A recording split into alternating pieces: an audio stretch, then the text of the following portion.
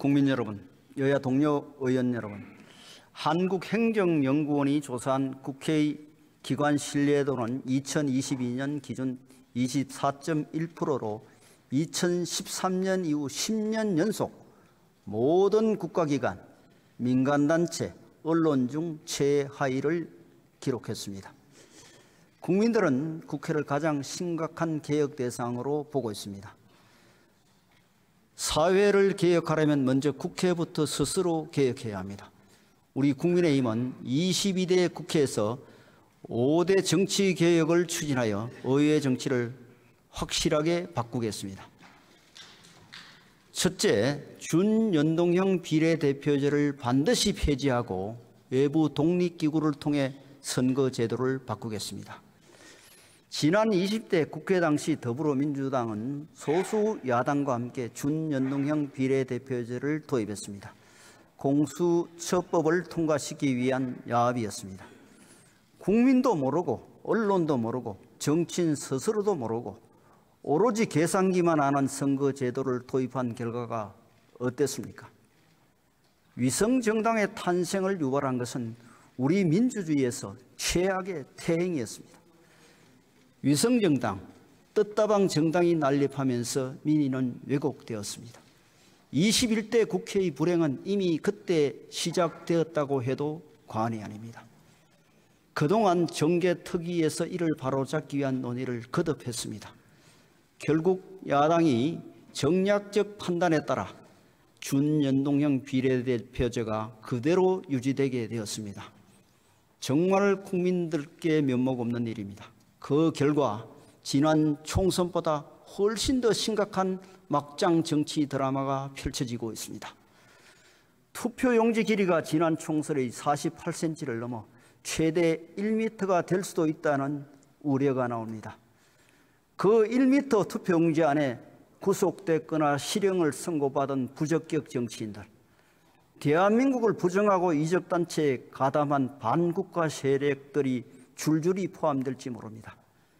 가짜뉴스, 혐오 발언으로 국민을 선동한 정치인들도 위성정당의 쪽문을 열고 국회로 들어오려 하고 있습니다. 야당에선 준연동형 비례대표제가 병립형 비례대표제에 비해 더 민주적이고 더 혁신적이라고 주장하지만 실상은 정치 오염 현상의 인큐베이터가 되고 있을 뿐입니다. 영국, 뉴질랜드, 노르웨이 등 의회 정치 선진국들은 선거제도 개편안을 독립적인 위원회에 맡기고 있습니다. 우리 당이 총선에 승리하면 즉각 공정하고 투명한 외부의 독립위원회를 구성하여 준연동형 비례제 폐지를 포함한 선거제도 개혁을 위임하겠습니다.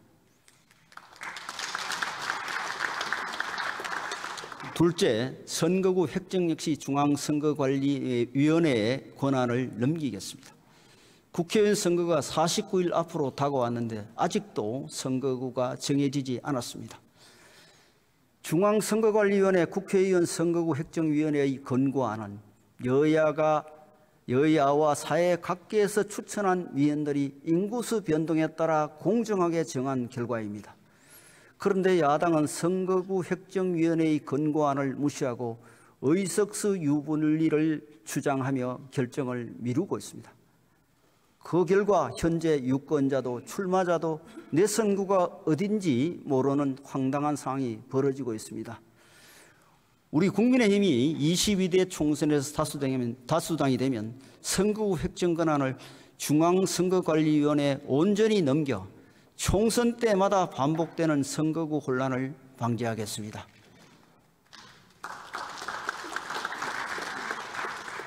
셋째, 국회의원의 세비 역시 별도의 독립기구를 설치하여 국민의 결정에 맡기겠습니다. 문호동 유임금, 세비 셀프 인상은 일하지 않는 국회의 대명사입니다.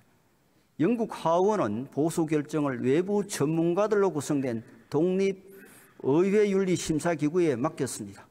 우리도 외부 인사들로 독립기구를 구성해서 국회의원의 세비 정강과 지급 방식을 결정하도록 만들어야 국회의 신뢰를 회복할 수 있습니다. 넷째, 악용되고 있는 국회 선진화법을 정상화하겠습니다.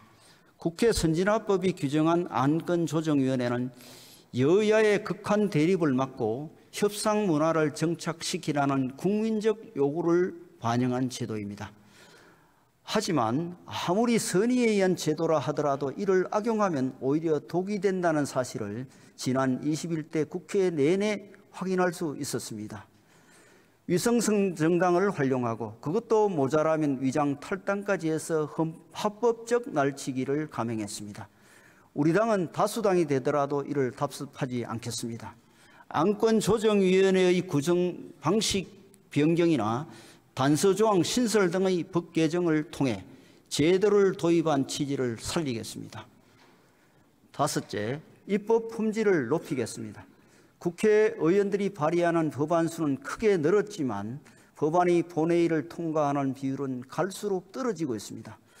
법안 발의 숫자가 의정활동 평가의 물리적 기준이 되면서 당연히 법안 품질 관리는 뒷전이었습니다. 우리 국민의힘은 법안을 발의할 때 그 법안이 사회에 미칠 영향에 대한 보고까지 함께 제출하는 입법 영향 분석 제도를 반드시 도입하겠습니다. 뿐만 아니라 규제 법안에 대해서는 상임위마다 규제개혁 전문위원을 도입해 사전 검토를 강화하겠습니다. 국회를 통과한 규제 법안에 대해서도 사후 영향평가를 실시하여 3중의 규제 안전장치를 마련하겠습니다. 국민들께 말씀드렸던 총선 공약도 충실히 지키겠습니다. 불체포 특권 포기, 검거용 이상 확정 시 재판기간 세비 반납, 국회의원 정수 축소, 당 귀책으로 인한 재보궐선거 시 후보 무공천, 출판 기념회를 통한 정치자금 수수 금지 등은 정치 발전을 위해 꼭 필요한 일들입니다. 22대 국회에서 이 약속을 실천하고 법 개정이 필요한 사안들은 국민의 중지를 모아 추진하겠습니다.